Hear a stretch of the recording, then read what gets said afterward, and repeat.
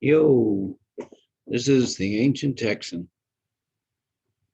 and the title of this podcast is A Republican I Could Vote For. And it's not like I could vote for. If I lived in the city, I would vote for. And I'm not just like, oh, he's all right. I listened to him and I was enthusiastic about it. First, it's Mayor Francis Suarez. He's a Hispanic, which that's cool too. I grew up in El Paso and I feel more at home with Hispanics than I do with white dudes. He was elected something like 4 years ago or something. And he got 86% of the votes. What do I like about him? He was talking about Biden, and he was very respectful, said what he liked and didn't like, uh, very cordial. Pointed out that he disagreed with raising the tax from 21% to 28% on corporations. And they've actually lowered taxes in Miami.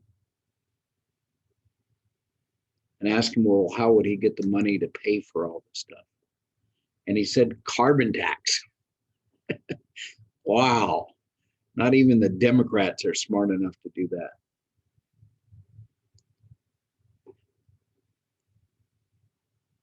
Our market works incredibly well, and it responds to the rules that we give it. And if you want something to happen in this country, you empower the market to do it. And it's an incredible machine that we've misguided a lot. But imagine a carbon tax, just taking them from myself. I just bought a hybrid that gets 50 miles on the charge, a plug-in hybrid. So I can do all my running around. I've owned it for now almost 3 months, and I put 1 tank of gas in it, roughly 7 gallons.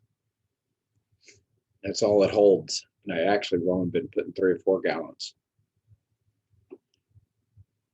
And I put 3,000 miles on it. I plug it in. The cost is about half. And it's not the whole story, though. If we had a carbon tax, then I would be saving money maybe by having a hybrid or having an electric car,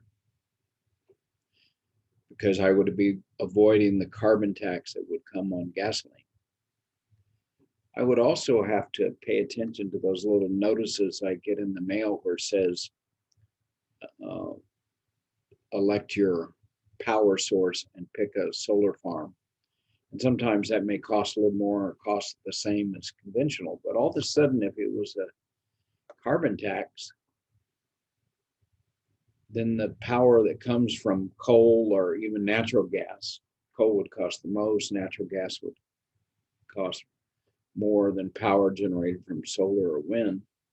I would select solar or wind, and my money would go into building more solar and wind farms, all because of carbon tax. And you can start that off modest and gradually increase it.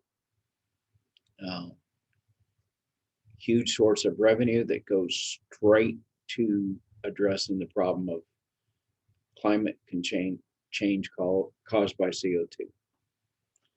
And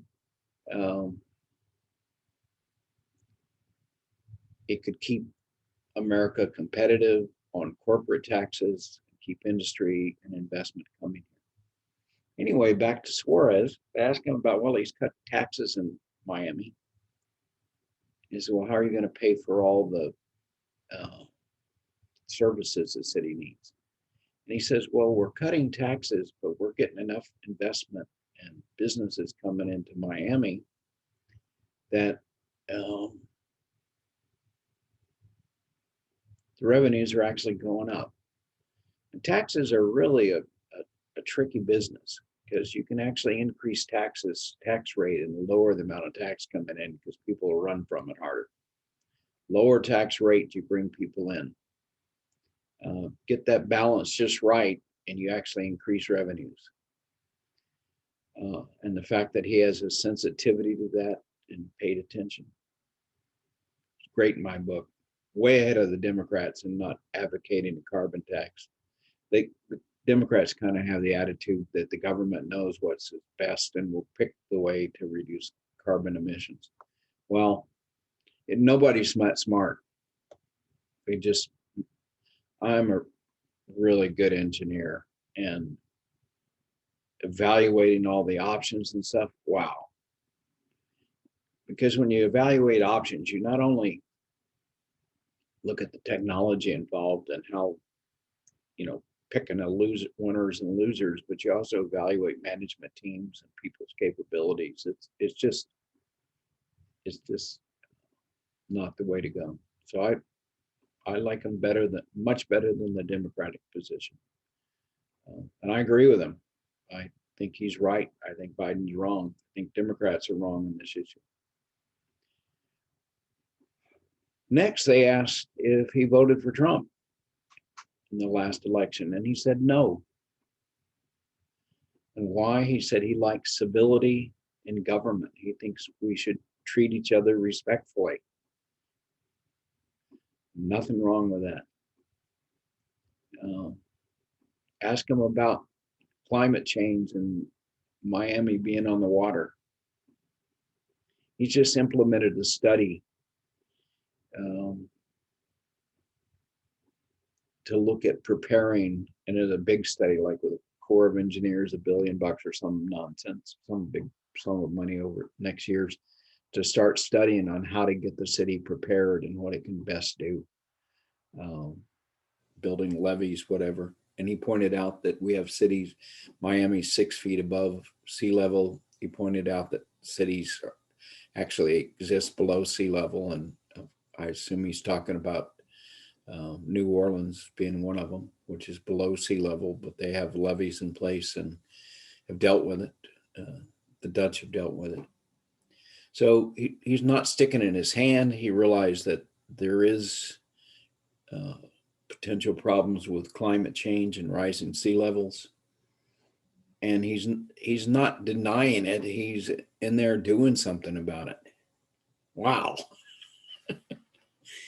So can't remember what, he was asking about, how's poverty in this city? And he said over a decade, they've dropped from like 20% to 10% below the poverty level. Those may not be the exact numbers. And he actually knew how many homeless people. He knew there were 505 homeless people. How many mayors know their city well enough to know how many people they have on the street and are concerned about getting them off the streets?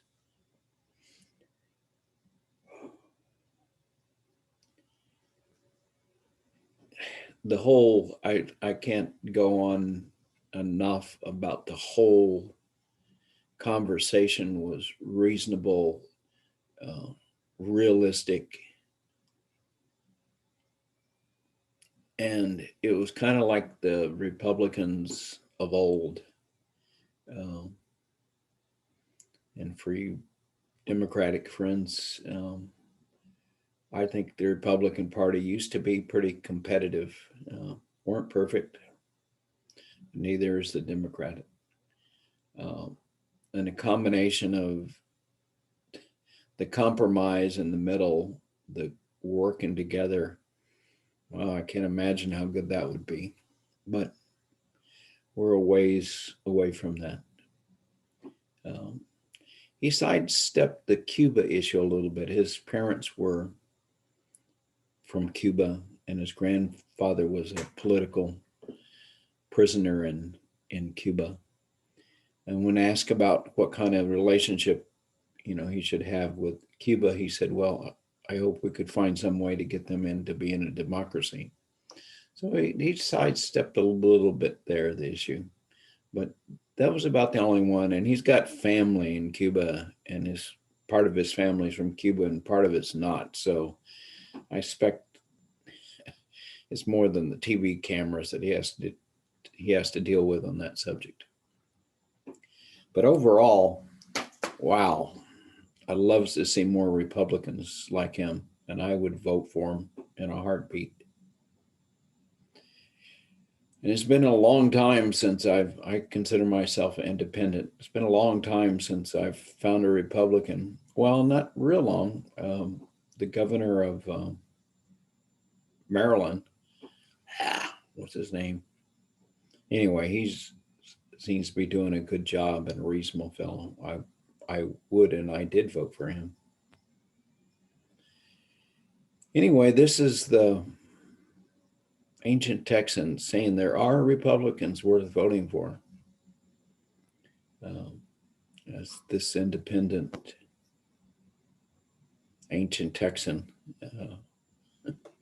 is willing to stick his neck out and say.